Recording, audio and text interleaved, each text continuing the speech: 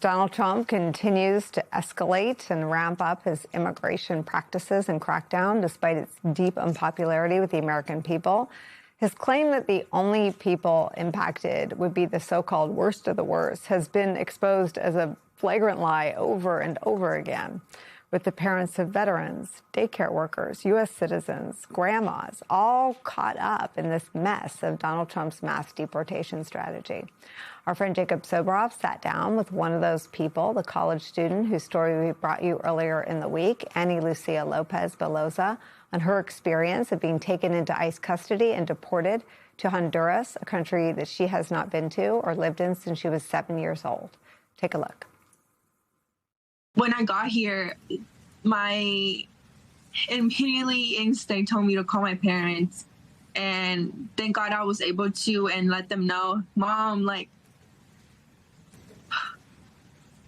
I was like, Mom, I got deported. I'm here.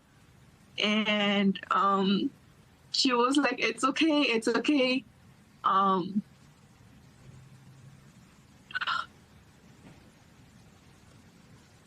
She was just like, it's okay. We already knew. We found out. Everything's going to be fine. And it hurt me because I wasn't able to let them know that I was going to get deported. And I didn't even know that I was going to get deported until I was on the plane. And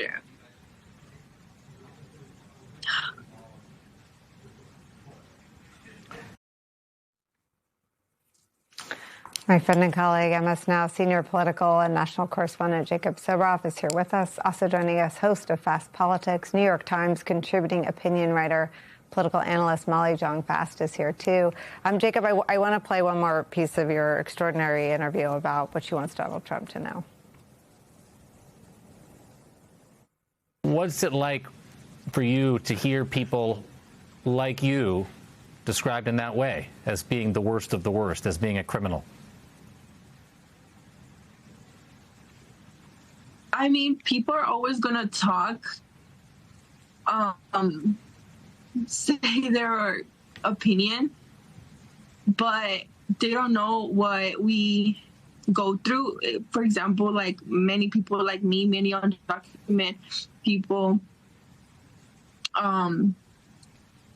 who are getting themselves ready to go to college. It's really difficult for us because we try to find the best that we can to be able to fulfill our dreams, and people saying like we're criminals, it's just not right. Jacob, I mean, she's a dreamer. Are we now, is Donald Trump deporting dreamers obviously now? That's certainly what it looks like. And it's not just not right. It's complete BS that they are going after the worst of the worst. And I think it's so important that you point that out, and we point it out time and time again, because I do think that there is a risk of people getting tired, people wanting to know less, people not feeling like this is as bad or as egregious as the family separation policy, where people are being ripped apart deliberately during the last administration. But as we've talked about over and over again, that is exactly what's happening. It is what happened in this case to Annie. It is what is happening in 26 Federal Plaza in New York City on a regular basis. It is what's happening in states like Florida, where the local law enforcement is deputized. And the thing about Annie's case that I think probably resonates with so many people is that she was going home, as you discussed with her attorney, to meet and surprise her parents for Thanksgiving. She was a college freshman on a scholarship in business school. This person is as American as you or I or anyone watching this broadcast right now, which is why I encourage everybody to scan that little QR code in the corner of the screen and watch our complete interview to see who the people really are that Donald Trump and Stephen Miller and Gregory Bovino, who called this specific person, Annie, a criminal, are kicking out of this country. It's also deeply unpopular with the American people. No, I mean, what's amazing about this administration is that this stuff is not popular. Voters don't like it. And when you see interviews like this, I mean, you have to imagine that this is changing hearts and minds, right? There's no, You know, she's in college. People come. By the way, think of the foreign students who are watching this, thinking like, do I want to send? Because, you know, America gets a lot of money, and American education gets a lot of money from foreign students. Think about the affluent parents who are like, oh, I could send my kid to the United States, and they could get deported or sent to a Louisiana facility, as we've seen, or I could send them to Dubai and they'd be safe. I mean, this is a decision that people are making while watching things like this. And again, it's also just, you know, the dream of America is not that we lock up college students. And, you know, legally it's very dicey. And also remember, she's still better off than all of the people who have been deported who don't speak perfect English, who are being deported to places they never even have any, you know, relationship to at all. I mean, we've seen this administration do some really shocking things.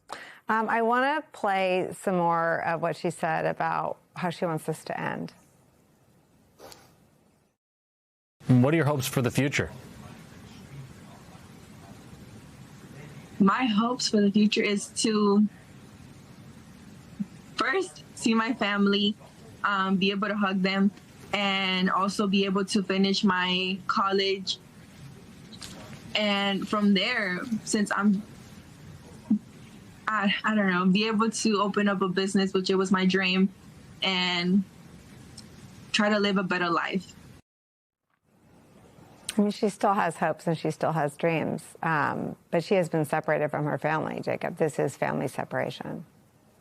This is why Dick Durbin read her name into the record on the Senate floor literally yesterday as the 150th dreamer that he has done that for, as he reintroduced again the DREAM Act, which obviously will be to no avail and will not pass under this administration, despite the fact Donald Trump during his first term said we got to do something for and about the dreamers. They say one thing and do another consistently.